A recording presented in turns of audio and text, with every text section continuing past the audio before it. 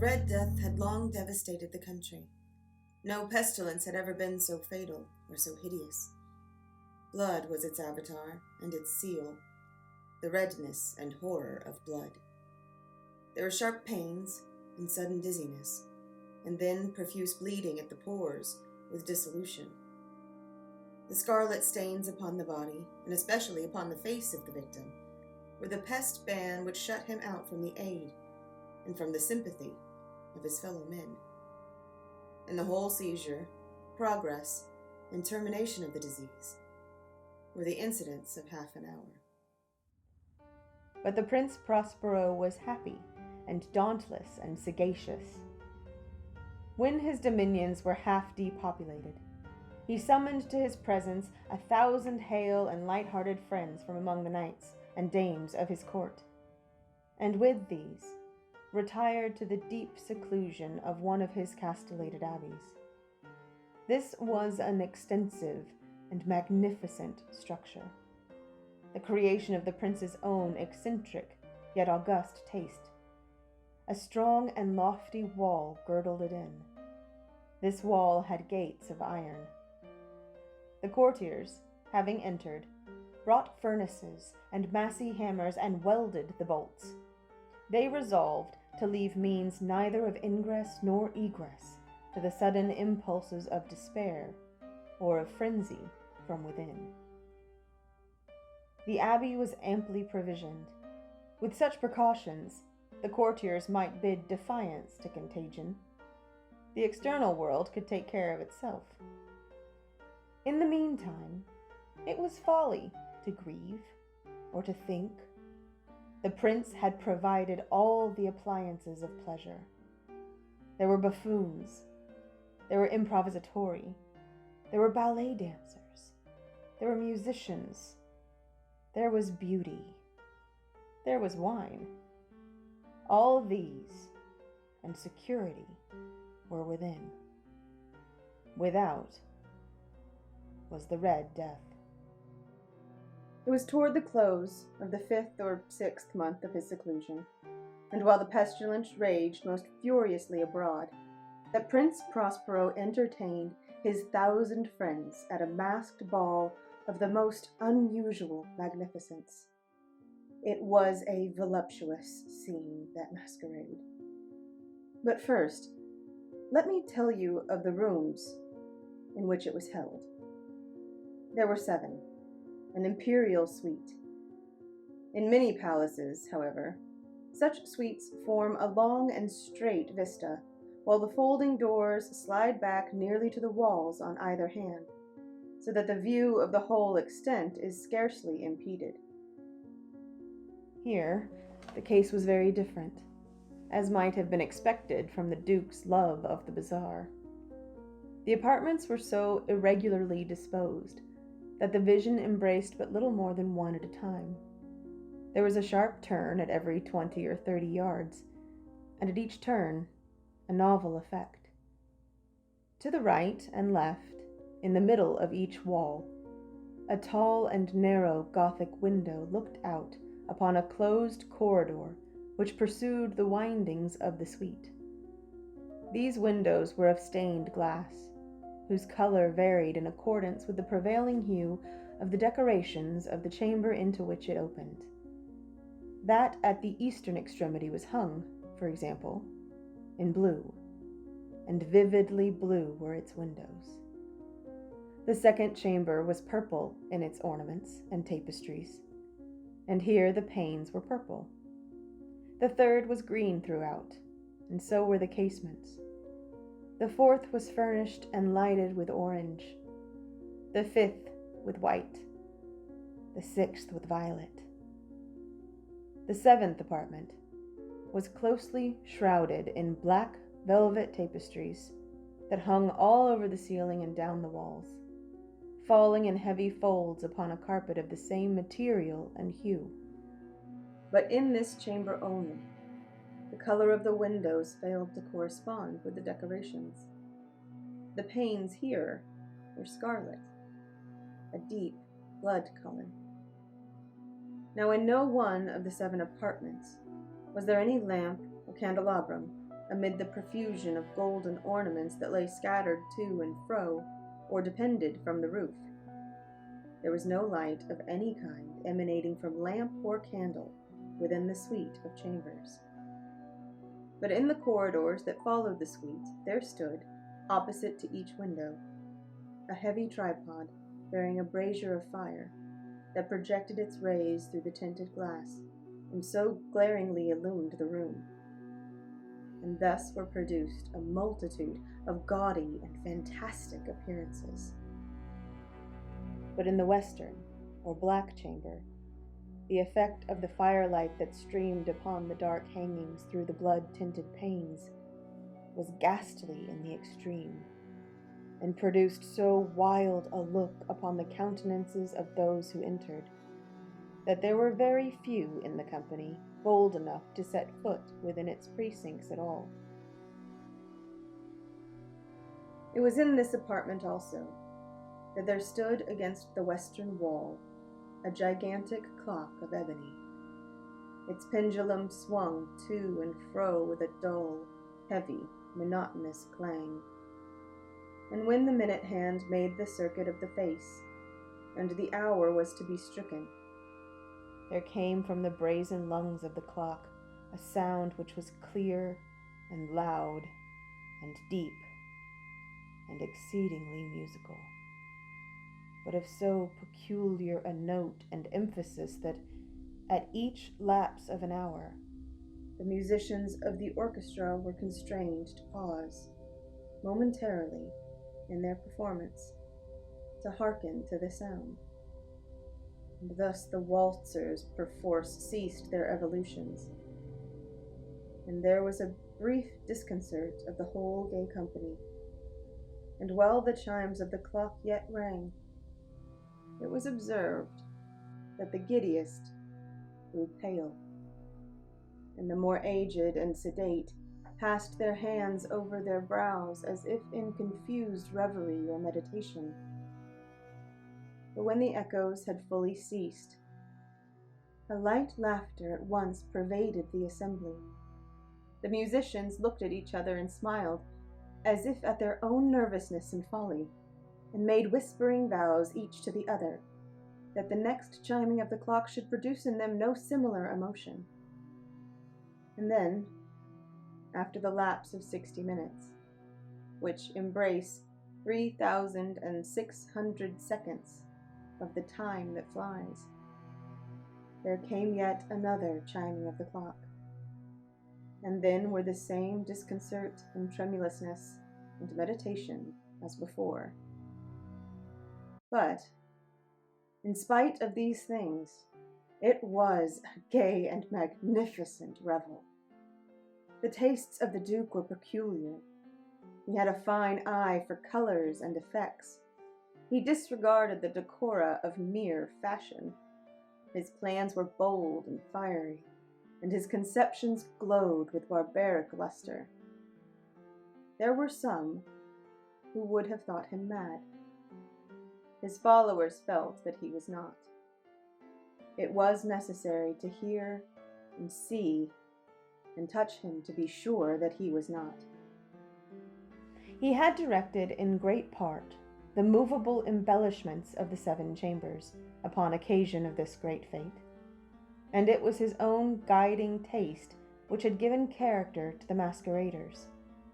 Be sure, they were grotesque. There were much glare and glitter and piquancy and phantasm, much of what has since been seen in Hernani. There were arabesque figures with unsuited limbs and appointments. There were delirious fancies such as the madman fashions. There was much of the beautiful, much of the wanton, much of the bizarre, something of the terrible, and not a little of that which might have excited disgust. To and fro in the 7 chambers there stalked, in fact, a multitude of dreams. And these, the dreams, writhed in and about, taking hue from the rooms, and causing the wild music of the orchestra to seem as the echo of their steps. And anon, There strikes the ebony clock, which stands in the hall of the velvet. And then, for a moment, all is still, and all is silent, save the voice of the clock.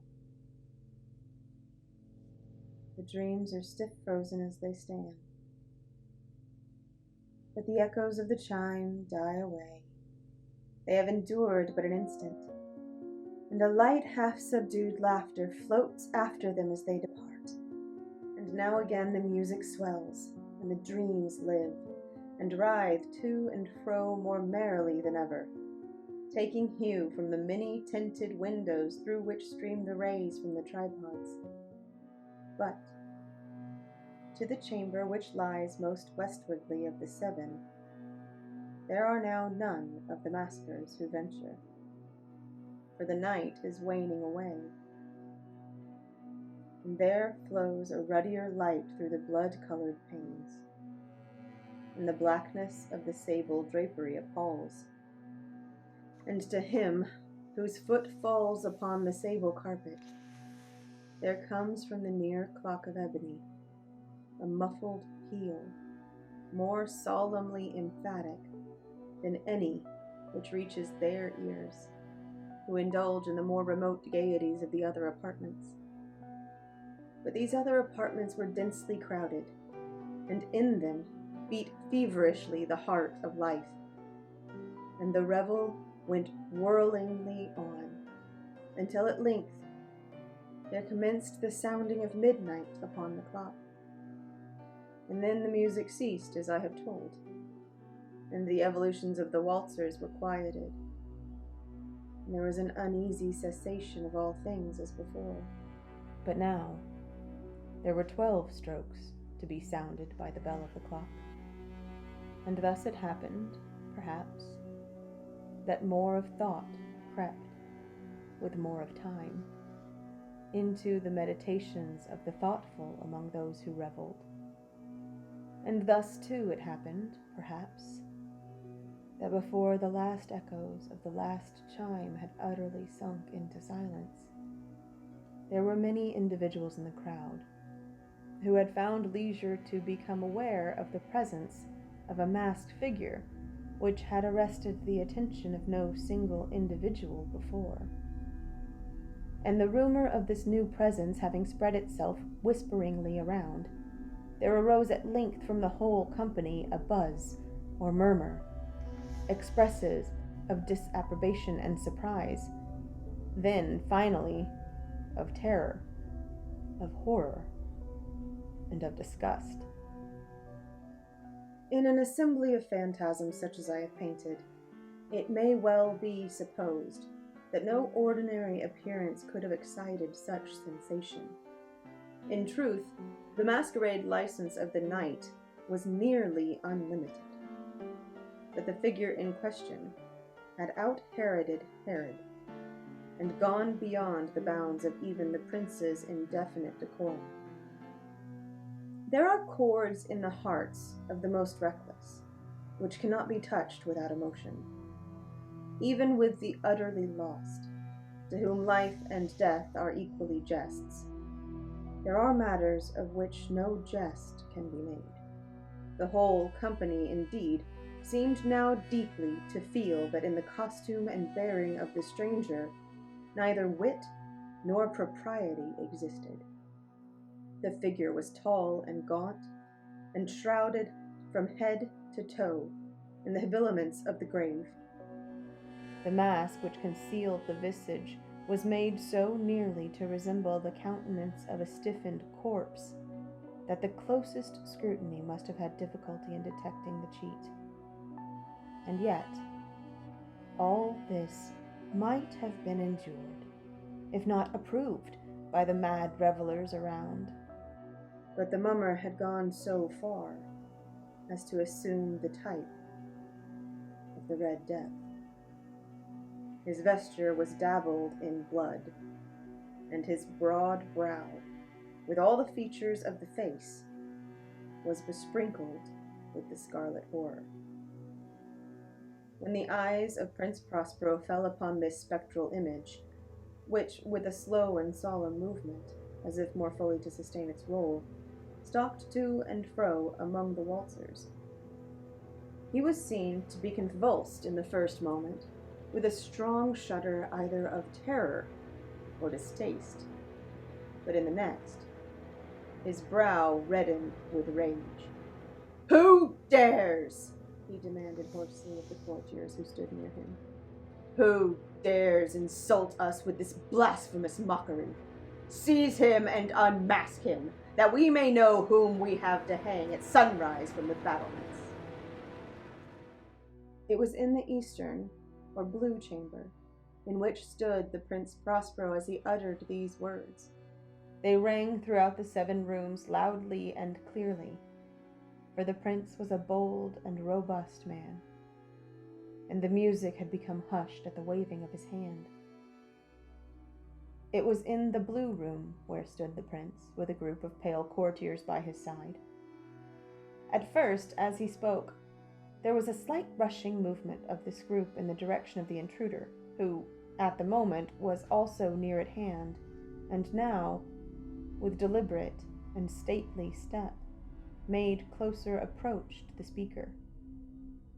But from a certain nameless awe with which the mad assumptions of the mummer had inspired the whole party, there were found none who put forth hand to seize him, so that, unimpeded, he passed within a yard of the prince's person, and while the vast assembly, as if with one impulse, shrank from the centers of the rooms to the walls, he made his way uninterruptedly, but with the same solemn and measured step which had distinguished him from the first, through the blue chamber to the purple, through the purple to the green, through the green to the orange, through this again to the white, and even thence to the violet, ere a decided movement had been made to arrest him. It was then, however, that the Prince Prospero, maddening with rage and the shame of his own momentary cowardice, rushed hurriedly through the 6 chambers, while none followed him on account of a deadly terror that had seized upon all. He bore aloft a drawn dagger, and had approached, in rapid impetuosity, to within 3 or 4 feet of the retreating figure, when the latter, having attained the extremity of the velvet apartment, turned suddenly and confronted his pursuer. There was a sharp cry, and the dagger dropped gleaming upon the sable carpet, upon which, instantly afterward, fell prostrate in death the Prince Prospero. Then, summoning the wild courage of despair, a throng of revelers at once threw themselves into the black apartment, and seizing the mummer, whose tall figure stood erect and motionless within the shadow of the ebony clock, gasped in unutterable horror at finding the grave cerements and corpse-like mask, which they handled with so violent a rudeness, untenanted by any tangible form. And now was acknowledged the presence of the Red Death. He had come like a thief in the night, and one by one dropped the revelers in the blood-bedewed halls of their revel, and died each in the despairing posture of his fall. And the life of the ebony clock went out with that of the last of the gay, and the flames of the tripods expired, and darkness and decay and the Red Death held illimitable dominion over all.